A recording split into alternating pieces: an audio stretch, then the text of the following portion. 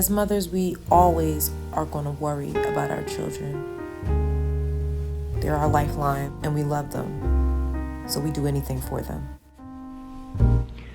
What's up, you guys? This is take two, you guys, because I literally just recorded a whole video and then I accidentally deleted it. So the message is so important that I have to do it again, and I don't care. So basically, I was just saying today was a day that, you know, started off kind of crazy, kind of shaky. I didn't get much sleep. I'm tired. Didn't get much sleep the day before. I think I slept for 3 hours last night. I don't know why. Maybe a lot on my mind. You know, and my son was coughing last night, and he was diagnosed with asthma. I found out when he was around 3 years old that he had asthma. And, you know, as mothers, we do what we have to do to protect our child. Me not knowing, but kind of knowing. I kind of had dibbled and dabbled, and that wasn't my specialty, asthma, but I didn't want to just give him oral steroids or put him on drugs and things like that, or have him on something every day. But, you know, something had to give because my son was not feeling well. I visited more than one doctor, an alternative medicine doctor, a regular doctor, and then I just became my own doctor and did my own research. So a lot of things I didn't know, being as though I have like background knowledge in being vegan. My sister is a devout vegan, health conscious person, you know, knows a lot about health from her own, you know, personal trials and tribulations. So I completely cut out dairy from his life. This is what I did. Let me give you a disclaimer. I am by no means no healthcare practitioner who is licensed to tell you what to do. I'm just telling you from my own personal experiences. This is what I did. So don't come for me. Okay? So I'm just telling you what I did. I cut out dairy, you know, eliminated that from his life. You know, I don't give him any dairy products whatsoever. You know, if I do, it's maybe once a year, and that's by default because we're out somewhere and that's the only thing we can get to.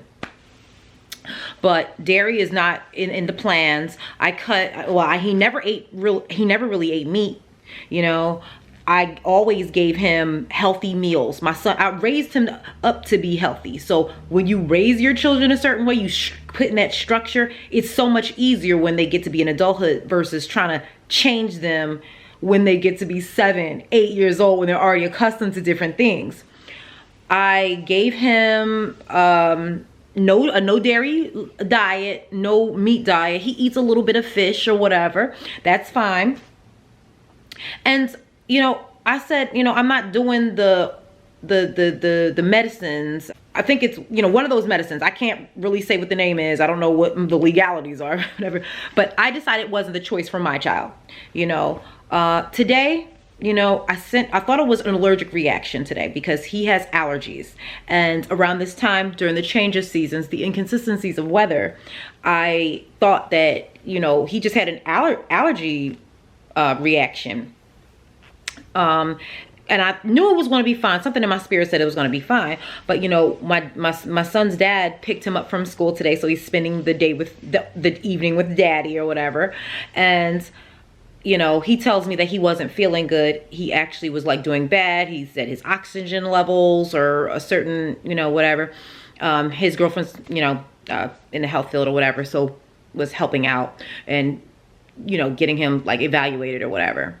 So I'm like, oh man. So, you know, my heart starts racing. Even though I know everything's going to be all right, my heart starts racing because as a mother, we do what we can for our child. Like our children are our lifeline. And if you don't have, I know for me personally, I can only speak for myself. Without my child, there is no me. That's my bloodline. That's my lifeline. That's my reason for breathing. You know, I can't, there's no me without him.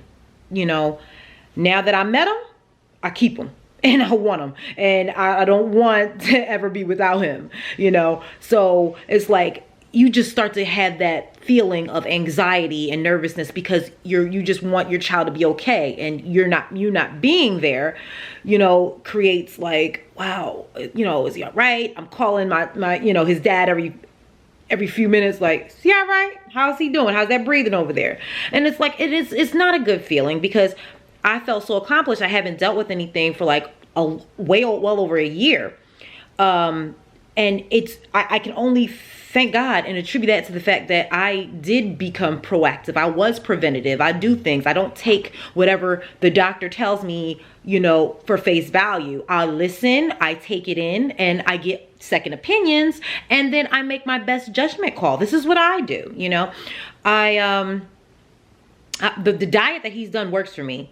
It's allergy season. He has an allergic reaction, as I said, but it's very confusing, and I feel for mothers of asthmatic children, because you don't know, and a lot of mothers aren't nutritionally savvy or know what to do when it comes time, when your child's having the asthma attack, or your child is coughing, and you worry, and you got to give them the nebulizer, and their face looks all sad sitting there with the little nebulizer treatment on, the little mask, and they look cute, and you don't want that to happen, because it's your baby. So right now he's still kind of not doing as well, but when I tell you I got gangster in the kitchen this morning, you see how I juice. I was on the herbs, I was on the juices, I was on the everything, I was on the healthy lunch for school. Like, I don't play. So, you have to be aggressive like that. But, I just want to thank God for the knowledge that I do have. And, of course, my sister that I do have that knows about health and nutrition, because, if it wasn't for that, my son would be on medicine every day, twice a day. And that's not the life that I wanted to live for him. I'm not saying it to anybody who does have their children on that type of situation. Nothing against you whatsoever. I'm just saying, I just wanted to find something else that I can do. And, I found remedies that work for him. I found remedies that it's like, it's trial and error. But, I always say an ounce of prevention a day is worth a lifetime of hassle down the line that gets expensive. So sometimes we got to make sacrifices for our kids. We have to sacrifice for our kids. You can't, bust it up at McDonald's on Monday, Burger King on Wednesday, and Wendy's on Friday. All the places are lovely, but fast food all throughout the week is not good. You have to invest in your child's health.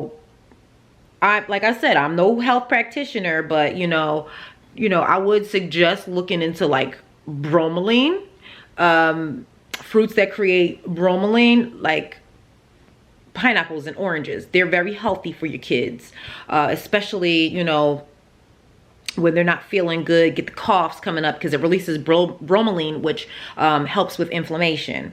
So that's a little tip that I do. So if you want to try it out on yourself, but I really totally suggest, like, if anything worsens, anything happens, do what you do as a mother.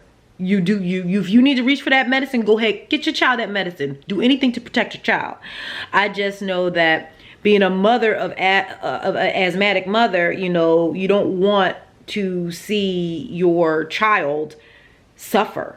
And there was times he's been in the hospital, and one time was really bad that if I'd have taken him a few hours later, then I don't know what would have happened. I was told what could have happened, but they don't know the God I serve. So the God that I serve told me what I needed to do, and here we are. It's still not a full asthma attack. It's an allergy reaction, which is better. It's more easing, but it can trigger the asthma as well. So I just say this to say, you know, you guys keep the faith, you parents. I can't just say mothers, it's dads of asthmatic children too, who are going through it. You have to do your research and what's in the, you know, medicine that they give you. Don't forget, sometimes, and nothing against it, but sometimes you have to look at everything like as a business. You know, when you go to Walmart, it's a business. You go to get your car serviced, it's a business. You go to hospitals, it's a business. So I say that to say, you have your child's best interest more than anyone. You know your child better than anyone. So you should be the doctor of your own child while you're away from the doctor. You know, get what I'm saying? So I do my research. All I can say and testify is that the measures that I've used, and I just went into detail just a little bit just to give you a little glimpse of what I did. Like, I mean, I'm talking about his diet. It's amazing because your child might ask for candy, you know, when he wants a snack or she wants a snack or some Doritos or, you know, whatever they want, cotton candy, I don't know, some junk food. My child asked for apples. My child asked for oranges because that's the lifestyle that he adapted. That's the lifestyle that I raised him. I didn't tell him to now. This is just what he craves. This is what he knows. This is what he sees in the house. So when you see these fruits and vegetables in the house, you're going to want them. That's natural to you. The stuff my son's diet, he can eat, most grown men can't eat. When I'm talking like seaweed, I'm talking mushrooms, I'm talking wheatgrass powder drinks, spinach, kale chips. Like, he eats kind of different than everybody else, you know, because I don't want him to be like everybody else. I want him to be the best child that he can be for me. And I'm sure all of you people out there want your children to be the best that they can be for you, and you be the best parent that you can be for them. So I just wanted to holler at y'all, just do a quick video and just telling y'all to like research. Do your research. You know, if you don't feel comfortable with something, if you have a gut feeling, if you are indecisive about something, it's okay to get second opinions. It's okay. You know, they're trained to give diagnoses. They're trained in those areas where, you know, you heal, treat certain things. They're trained to tell you what to do, but second opinions, third opinions, if you need to. That's what I do, you know, but by all means, you have to do what you have to do when it comes to medicine, when it comes to alternative medicine, when it comes to diets, when it comes to, you know, healthy lifestyle overall in general. But asthma is no joke. Hearing your child cough and being in distress, labored breathing, nebulizers, you know, spacers, all of those things are not fun things. And I'm just so blessed that the measures that I've taken have